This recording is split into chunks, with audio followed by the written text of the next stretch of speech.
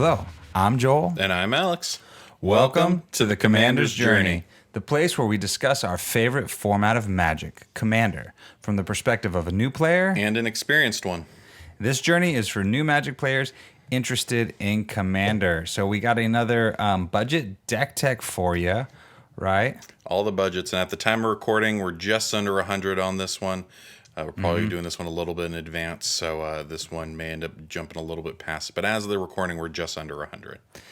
Yeah, and so I think this is a really interesting build because I pulled this card in a pack, and I'm like, how am I going to do this? I just put it in a binder somewhere. But now after this build, looking at it, I'm thinking, I have a lot of these cards. I might just only need a few cards to finish it off, but I have too many decks as it is, Alex. Maybe I should hold back. Well, it's a great deck to build. And one, too, that's really commanding presence at the commander table. Our commander is Chevill, Bane of Monsters. And we're going with Chevill. I'm going to do Chevill. Because I'm thinking like Cruella Chevill. One of us Chevill will be DeVille. right, and then the other one will look terrible after the fact. Nobody will. This argument will go on inevitably. So Chevill, Bane of Monsters, is a black and a green legendary creature, human rogue, has Deathtouch. At the beginning of your upkeep, if your opponents control no permanents with bounty counters on them, put a bounty counter on target creature, planeswalker, and opponent controls. And also, whenever a permanent an opponent controls with a bounty counter on it dies, you gain 3 life and draw a card. It's a 1/3. It's a pretty good ability and really helps build out a commander deck. Yeah, and I think with the value you can get from it, you went down kind of the pinging route, and you utilized the Deathtouch in such a way that is really good. So talk to us a little bit about your game plan with this deck. So you pretty much hit right on it. It's really outvaluing your opponents and eventually winning the game because of it. Mm-hmm. There's some side ways to win. There's just the general, my creatures will eventually overwhelm you, or I'll remove too much of the board. But you're basically going to just outvalue them and then eventually win through one of the other methods or with combat damage, one or the other. All right, so let's get into some of the cards that we put in this. You put in this deck, and we played a few games, and this one card really did a lot of damage to me. So let's talk about some of the best synergistic game plan cards we got going. And the first one, let me get right into it because this card really tortured me. And it's great for a Pinger deck. It's Thornbite Staff. It's 2 generic for a tribal artifact shaman equipment. Equipped creature has 2 tap. This creature deals 1 damage to target creature or player. And whenever a creature is put into a graveyard from play, untap this creature. And whenever a shaman creature comes into play, you may attach Thornbite Staff to it. Equip 4. So this card is the go-to equipment in the deck. There's a couple different equipment because it needs a variety to ping down the opponent, to just give it to Chevill since he has Deathtouch already. But there's a number of things with Deathtouch you can attach this to. The shaman thing is never going to really be relevant. But the main thing is the fact it untaps. So this can pretty much turn your ping every turn deck to all of a sudden, if I want, pretty much ping down their entire board and just keep on going with it. That's one of your win condition, is just pinging everything down and then getting in some damage over and over again. You can do it that way, or again, you can just use this to every turn, get the trigger with Chevill, draw some cards, gain some life, just stay ahead of your opponents and clearly in the lead.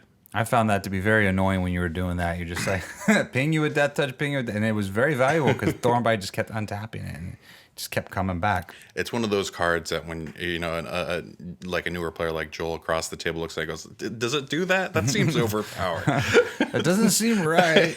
I'm going to cry a little. Not really. Another really good card is Archetype of Finality. It's 4 black and a black for an enchantment creature, Gorgon. It says creatures you control have Deathtouch. And then creatures your opponents control lose Deathtouch and can't have or gain a Deathtouch. And it's a 2/3. So this plays into that too, right? Yes, it does. Because everything Deathtouch, everything can be a pinger. It's also great because it allows most things in the deck already have Deathtouch. It's nice that your opponents can't get it too, which does come up every now and again. The main thing is, any other side things you have in play. It's just everything getting Deathtouch is just helpful for the deck in general. It protects it, it keeps it in play. It makes people don't want to attack you either. So it helps again increase that lead. And because you're trying to get this Deathtouch in, you put cards in here such as Arcane Lighthouse, which is a land that taps for colorless. But for 1 and tap it until end of turn, creatures your opponents control lose hexproof and shroud and can't have hexproof or shroud. So if somebody's trying to foot boots their commander or whatnot, you can still get in and get that removal going. And that's the critical thing. There's actually a lot of different ways in this deck to remove hexproof, to remove shroud, so that way it doesn't kill your game plan to ping them down. Pretty much almost every single way that's not, or is a good card that can have that effect is in the deck. And the only other card that I think exists with bounty counters, at least in these colors, is a Bounty Hunter. For 2, a black and a black, it's a summon minion. You tap it to put a bounty counter on target non-black creature, and then you can tap to destroy target creature with any bounty counters on it. And it's a 2/2. And that second part's nice because you also got your commander putting bounty counters out on things. Exactly. So not only can you put bounty counters on multiple things, so you could potentially get 2 triggers a turn with Chevill, which is really nice, and again helps that lead. Also, too, you don't even need Deathtouch with that. You can tap it and take something out with a bounty counter on it, or just take it out in general. That way, you're not reliant on having a pinger. Just another way you can take advantage of his triggers. So those are some real good synergistic cards. So let's get in the next category, talking about ramp. So let's talk about what some of the really good synergistic ramp cards are. This first one here also, I think, is an alt-win con for your deck as well, very right? much so. And this one's pretty easy to do in the deck. Yeah, and that card is Revel in Riches. It's 4 and a black for an enchantment. Whenever a creature an opponent controls dies, create a colorless treasure artifact token with tap, sacrifices artifact, add 1 mana of any color to your mana pool. And then at the beginning of your upkeep, if you control 10 or more treasures, you win the game. Yeah, and again, it's really easy to get there with this deck. This is just a great card for the deck in general. Really ramps you really hard. And again, it's easy to get triggers here or there, especially with all the stuff with Deathtouch running around. But it's one of those ones where your opponents pretty much are going to remove it as soon as they see it. Otherwise, you're going to win right then and there. And then another really good card for ramp is Black Market. Right? It's 3 black for an enchantment. And whenever a creature dies, you put a charge counter on Black Market. And then at the beginning of your pre-combat main phase, you add 1 black to your mana pool for each charge counter on Black Market.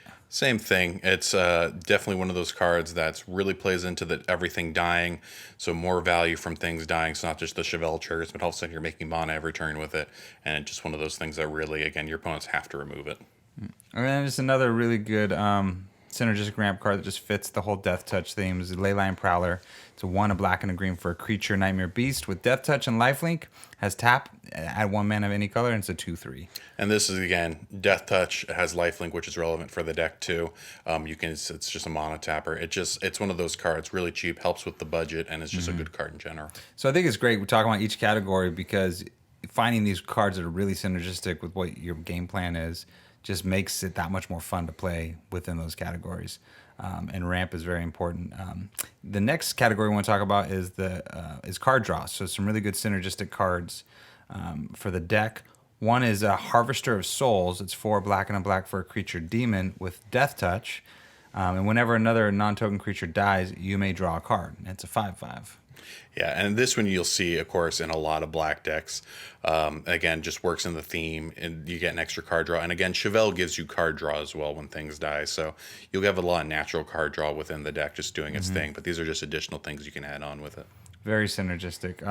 Generous Patron is another card for 2 and a green. It's a creature Elf Advisor. When Generous Patron enters the battlefield, it has support 2, which means you can put a +1/+1 counter on each of up to 2 other target creatures. And then whenever you put 1 or more counters on a creature you don't control, you draw a card. It's a 1/4. This is fantastic. You're literally, when you're putting the bounty counter on it, you'll get to draw a card, which, so every time you're putting a bounty counter on something, which will happen at the beginning of your upkeep, you'll draw an additional card. It's pretty much having just an extra card on draw step every single time. And again, if you have Bounty Hunter out, all of a sudden it's 2 extra cards a turn. You'll see the value here. Maybe I should put this in my Tayam deck for card draw. If you want to give stuff to your opponents, you can. But again, it only works when you give it to your opponents, which is why it works really well for Chevill. Oh, because you don't control. Yes. Very specific. So that works really. It's meant to hey, I'm helping out a teammate. But in our scenario, hey, when I mark you for death, I'm going to also draw a card. And then I'm going to ping you. And then I'm going to take a card. And then I'm going to gain 3 life. And then I'm going to draw another card because and then Harvester Soul's going to also draw me a card. So exactly. There you go. Now getting into the next category, which is single target removal. I love what you just wrote here. Everything. Everything is single target removal. Everything is death touch. You want to get your pingers out. You really just start pinging back and forth. I mean, there's one or two like the typical cards you add in, but really everything in the deck is single target removal. And then let's get into the next one. Then after single target removal, we like to talk about board wipes. And this card is a split card that you put in here is Find and Finality. The Find side is 2 Golgari, so a black green or black green or black black or a green green or a black green or a green black. Did I say that right? Yes, you actually didn't mess up during all that. It's a sorcery. It says return up to 2 target creature cards from your graveyard to your hand. So already for 2, you can just recur some things, which is awesome. But the board wipe side of it's Finality. It's 4 black and a green for a sorcery that you may put 2 +1/+1 counters on a creature you control, and then all creatures get -4, -4 until end of turn. So the one thing I want to point out with this one, which really works well with the deck, is the finality side, which is what we're looking at here. I mean, the find side's great. It's flexibility. We all want that in all our decks. We definitely could have put it in our synergistic recursion as well, probably is. But the key thing with the board wipe is the fact it puts 2 +1/+1 counters on something.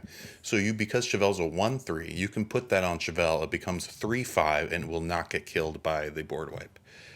It'll kill everything else that's small, but Chevelle will stick around. So it's a board. It's pretty much it wipes most everything, and it keeps your commander in play. So Exactly. it's really nice. Very, very good. Let's get into the last category here. Talking about the best synergistic recursion and protection. We always like to have some recursion and protection in our decks. And the first card here is Glissa, the Traitor. It's black, green, green for a legendary creature, zombie elf. It's got First Strike and Death Touch. Whenever a creature an opponent controls is put into a graveyard from the battlefield, you may return target artifact card from your graveyard to your hand. It's a 3/3.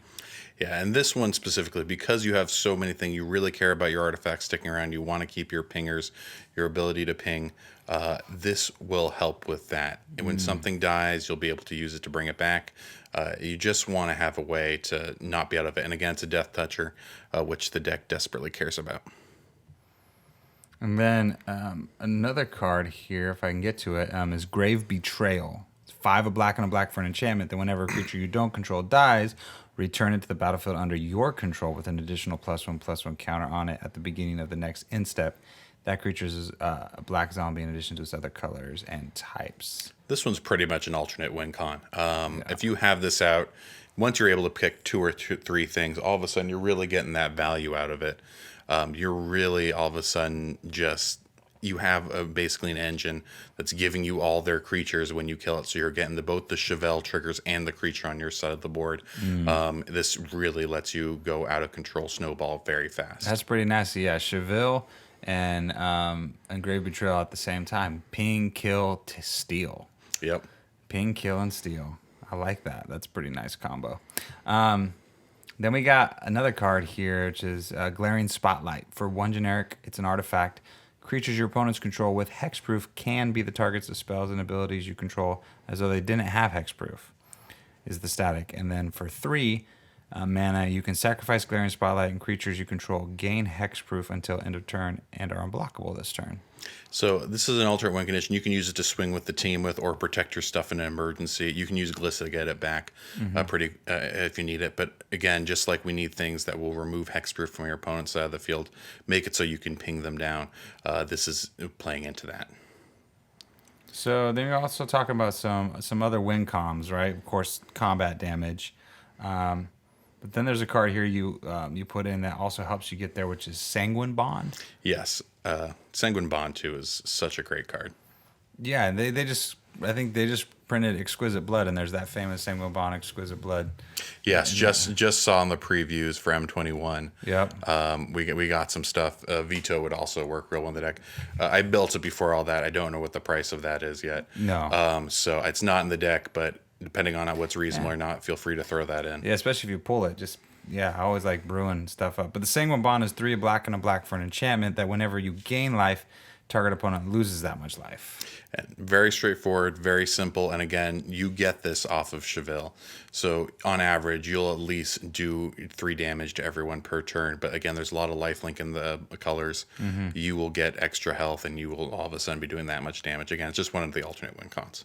There you go. Of course, then we spoke about Revel and Riches already. If you can get those treasures going, so talk to us a little bit about. Like, you always like to give us a little bit of feedback on maybe some of the weaknesses that the deck might have. Yes. So the deck has a couple weaknesses. The main one we talked about already is Hexproof and Shroud.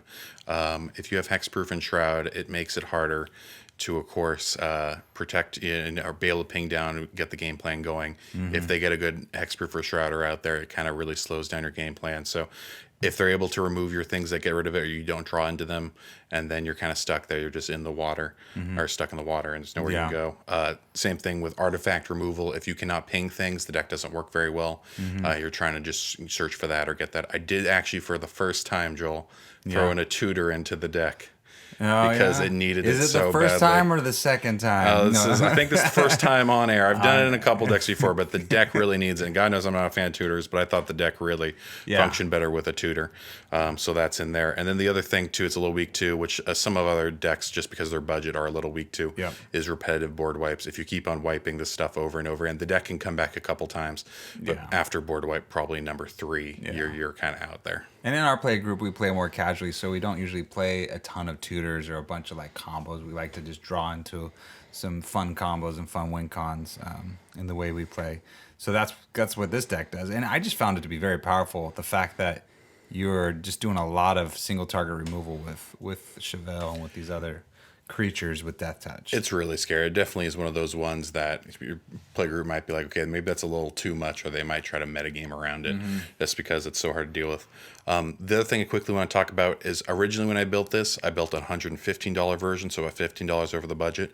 The one we have in the description is the 100 and under version, but I will say I like the $115 version and better, and to the point where I'm going to tell you what cards I had in there. If you have the extra $15, I highly recommend you throw it in there and add to it. The adds are Shadow Spear, Force of Vigor, Eternal Witness, and Zendikar Resurgent. And I'd take out Fertilid, Relic Crush, and then 2 other cards of your choice. That's going to be how you feel about the deck. And I have some recommendations, but honestly, I recommend playing it out a couple times, see what you think.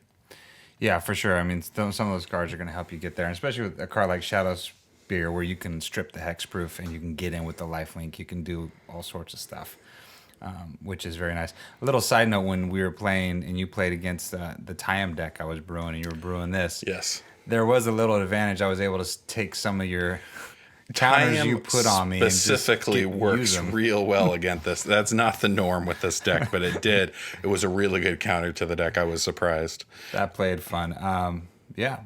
So the other last thing I like doing in every deck, I like doing some easy upgrades. If you have some extra cash besides the $115 version, something else you want to throw at the deck, some more money at it. I recommend adding some better tutors in there, such as Demonic Tutor or something like that. Or if you pull a Grim Tutor, right, that just spoiled that one too. Exactly, right. So whatever you get, if you have some better tutors, feel free to throw that in. More reliable tutor is going to make the deck better. I just put tutor in to get the job done, but if you have better ones, of course, it's going to make it better.